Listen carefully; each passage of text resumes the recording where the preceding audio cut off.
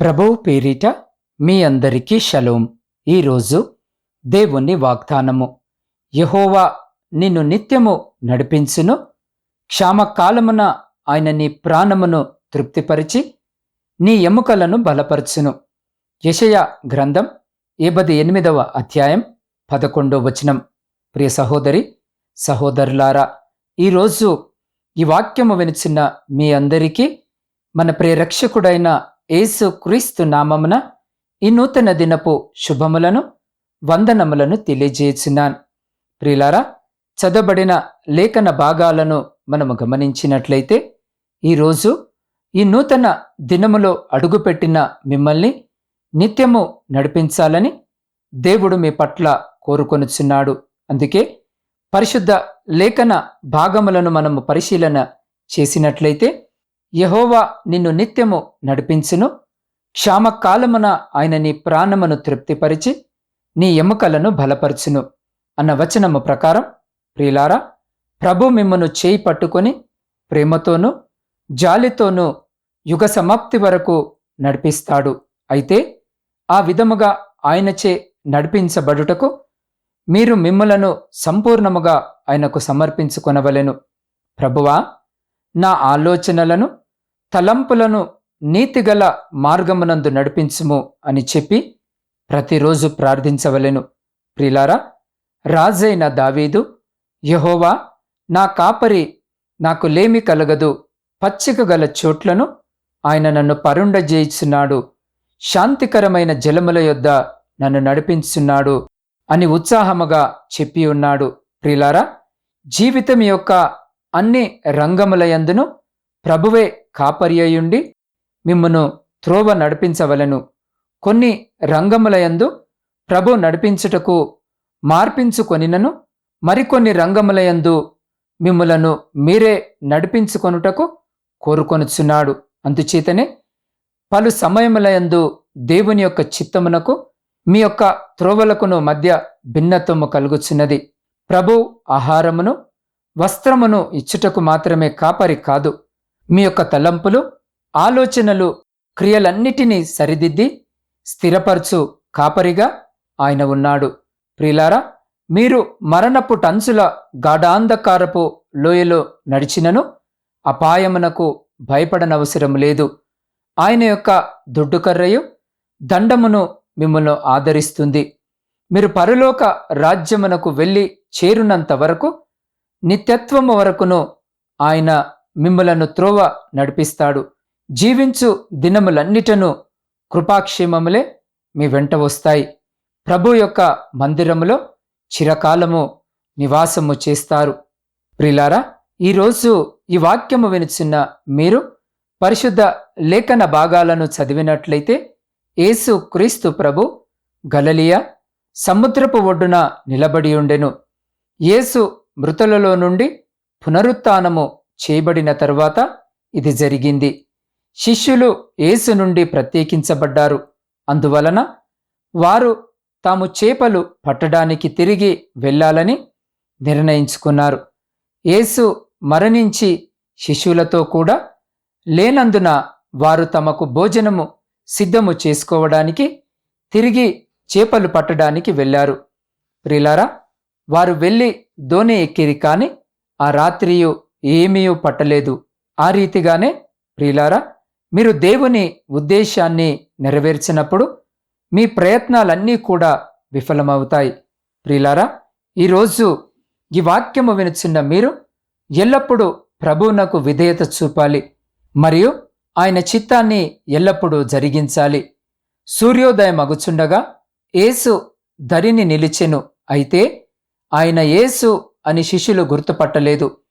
రాత్రంతా చేపలు పట్టిన తర్వాత ఒక చేపను కూడా పట్టుకోలేక అలసిపోయిన శిష్యులను చూస్తూ యేసు వారిని పిలిచి ఆయన ఏమి చెప్పాడో మీకు తెలుసా? యేసు, పిల్లలారా, భోజనమునకు మీ యొద్ద ఏమైనా ఉన్నదా అని వారిని అడగగా, వారు ఆయన స్వరము విని తక్షణమే ఎల్లప్పుడూ యేసు క్రీస్తు రొమ్మును ఆనుకున్న తన శిష్యుడైన యోహాను, అది మన ప్రభువు స్వరము అని గుర్తుపట్టాడు. వారు ఆయనను వారి చూపులలో గుర్తించలేదు, కాని ఆయన యొక్క ప్రేమపూర్వకమైన స్వరాన్ని విన్నప్పుడు వారు యేసు ప్రభు అని గుర్తించారు. అవును ప్రియ సహోదరి సహోదరులారా, ఆయన సమస్తమును చేయగల ప్రభు. ఆయన ఉద్దేశ్యమును ఎన్నటికీ నెరవేర్చకుండా ఉండడు. యేసు క్రీస్తు తన శిష్యులైన వారిని ఎంతో ప్రేమించాడు. అంత మాత్రమే కాదు, ఆయన వారిని చూసి నా పిల్లలారా అని ప్రేమతో పిలిచాడు. ఈరోజు ఈ వాక్యము వినుచున్న మిమ్మల్ని కూడా చూసి నా ప్రియ కుమార్తె, నా ప్రియ కుమారుడా, మీరు తినడానికి ఏదైనా మీ యొద్ద ఉన్నదా?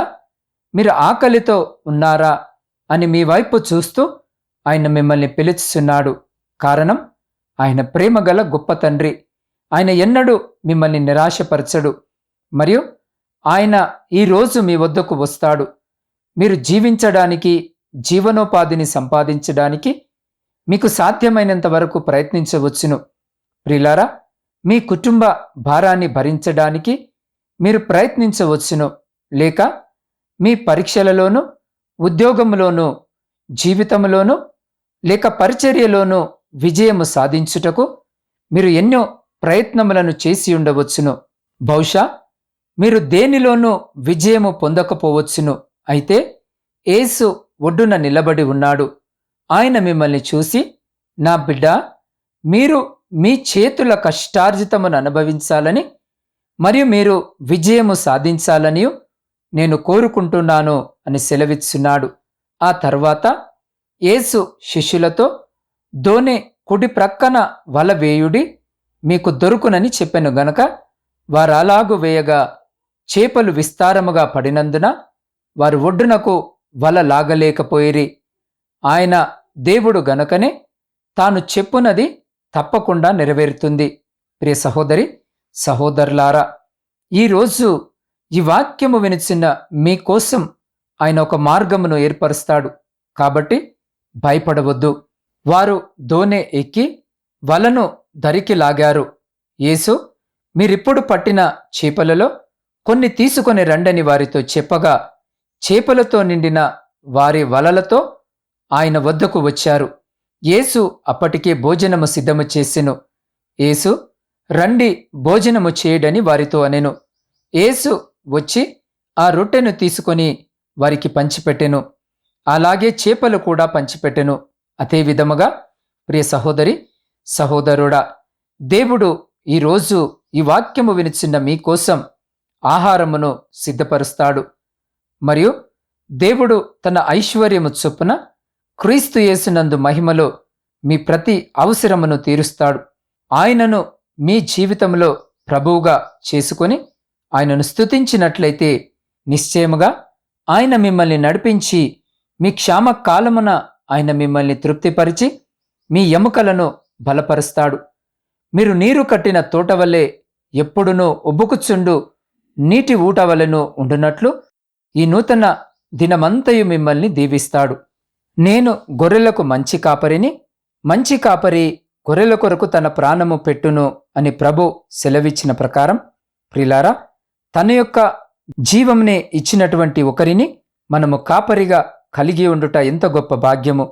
ప్రభు ఎంత చక్కగా మనలను త్రోవ నడిపించున్నాడు అనుటను గ్రహించి ఆయనకు స్తుతులు స్తోత్రములు చెల్లించు అట్టి రీతిగా మన జీవితాలను సిద్ధపరచుకొనుటకు దేవుడు అటువంటి గొప్ప కృపను, ధన్యత ఈ సమయంలో ఈ వాక్యము వినిచిన్న మీకును, మీ కుటుంబమునకును మరియు మీ ప్రియులకు వారికి ఇప్పుడు ఎల్లప్పుడూ సదా ఎల్లకాలము దయచేసి మిమ్మలందరినీ ఆయన తన శక్తి కలిగిన రెక్కల చాటున భద్రపరిచి సంరక్షించి కాపాడునుగాక. ఆమేన్. ప్రార్థన. సర్వకృపలకు ఆధారభూతుడవైన కృప కనికరము కలిగిన ప్రేమగల మా ప్రియ పరలోకపు పరమతండ్రి, మీ ప్రేమ కలిగిన నామానికి స్తుతులు స్తోత్రాలు వందనాలను తెలియజేయుచున్నాం. దేవా, గడిచిన దినములన్నీ మమ్మల్ని మీ కృపలో భద్రపరిచి మా జీవితంలో శ్రేష్టమైన నూతన దినమును మాకు దయచేసిన మీ గొప్ప ప్రేమను బట్టి మీకే కృతజ్ఞతా వందనాలను తెలియజేయుచున్నాం. దేవా, ఈరోజు వాక్యము ద్వారా మాతో మాట్లాడిన విధానానికి మీకే కృతజ్ఞతాస్తుతులను చెల్లించున్నాం. దేవా, ఈ నూతన దినములో మరొక మారు నేను స్తుతించుటకు మాకిచ్చిన గొప్ప ధన్యతను బట్టి నీకు వందనాలు. అయ్యా, ఈ చక్కటి వాగ్దాన వచనానికే మీ కృతజ్ఞతలు తెలియజేస్తున్నాం. దేవా, నీవు మా జీవితానికి ప్రభువుగా ఉండి మమ్మల్ని నీ బిడ్డలనుగా మార్చుము. ప్రభువా, మేమెదుర్కొంటున్న సవాలులలో నీవు మాకొక మార్గమును చూపించి మేము విజయము సాధించినట్లుగా మమ్మల్ని సరైన మార్గములో నడిపించుము. ప్రభువా, నీవే మా నిత్యమైన మార్గముగా ఉన్నావని మేము నమ్ముచున్నాం. మరియు మేము నీ ప్రేమకు లోబడి జీవించినట్లుగా, నీ శిష్యుల వలె మేము నీ స్వరమును గుర్తించినట్లుగా మాకు సహాయము చేయము. ప్రభువా, మేము నీ ఐశ్వర్యము చొప్పున క్రీస్తు యేసునందు మహిమలో మా ప్రతి అవసరమును తీర్చుమని వేడుకొనుచున్నాం. దేవా, మా చేతుల కష్టార్జితమును అనుభవించుటకు మమ్మల్ని నిత్యము నడిపించి బోధించి మమ్మల్ని విజయవంతులనుగా మార్చుమని నీ పాద సన్నిధిలో వేడుకొనుచున్నాం. దేవా, ఈ సమయంలో శారీరక మానసిక బలహీనతలతో బాధపడుతున్న బిడ్డలందరి కొరకును ప్రార్థిస్తున్నాం. అయ్యా, బిడ్డలందరినీ జ్ఞాపకము చేసుకునండి. ప్రాముఖ్యముగా కరోనా వ్యాధి చేత బాధింపబడుతున్న బిడ్డల కొరకు ప్రార్థిస్తున్నాం. ఈ దినాన బిడ్డలందరిపై మీ యొక్క పరిశుద్ధ హస్తాన్ని చాపి సంపూర్ణ స్వస్థతను బిడ్డలకు దయచేయమని వేడుకొనిచున్నాం.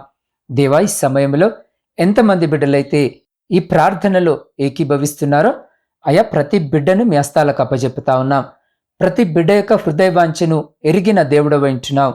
దేవా, ఏ బిడ్డ ఈ అక్కర అవసరత చేత మీ పాద సన్నిధిలో మోకరించి మీ వైపు చూస్తూ వారి ప్రార్థన విజ్ఞాపనలను మీ పాద సన్నిధిలో పెట్టుచున్నారో, ఆకాశమందు ఆసీనుడవైన తండ్రి, వారి ప్రతి ప్రార్థన మనవిని ఆలకించి వారి జీవితంలో కుటుంబంలో ఉన్న ప్రతి విధమైనటువంటి శ్రమ, దుఃఖము, ఆయాసము, ఆందోళన లేమిని తీసివేసి మీ ఆకాశపు వాకిళ్లను విప్పి మీ సమృద్ధికరమైనటువంటి దీవెన ఆశీర్వాదాల చేత బిడ్డల జీవితాలను, కుటుంబాలను దీవించి ఆశీర్వదించి తృప్తిపరిచి మీ కృపలో భద్రపరుచుకొని ముందుకు నడిపించమని సమస్త స్తుతి, ఘనత, మహిమ మీకే చెల్లించు మా రక్షకుడును మీ ప్రియకుమారుడైన యేసు క్రీస్తు శక్తి కలిగిన నామమున ప్రార్థించి అడిగి పొందుకొని ఉన్నాము తండ్రి.